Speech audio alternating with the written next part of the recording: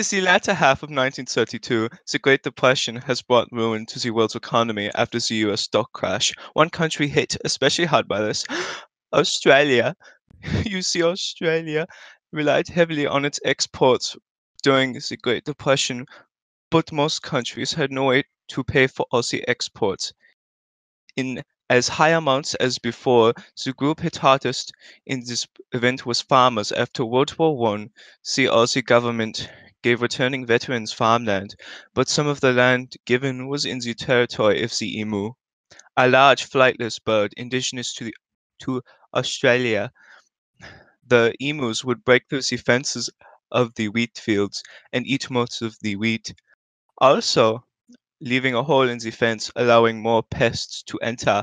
This decimated crops, and therefore the farmers' profits, further bringing ruin to the Aussie economy.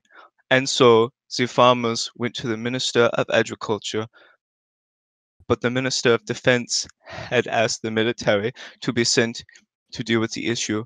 They sent 2 Lewis machine guns, a camera crew for propaganda, and a supervisor for the gunners. The farmers also promised to pay for the project and take the blame if it failed. Army went first campaign for the first so-called battle.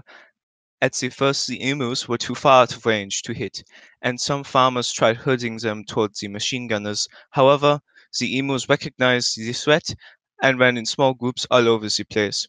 Some did get closer to the gunners, and so only what was called a number of birds were killed back in Parliament.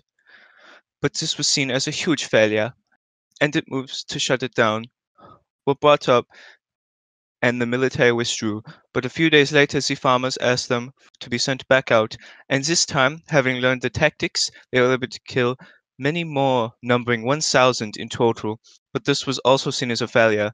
They used 10,000 rounds, and so they would have used 10 bullets every kill, and the military was withdrawn.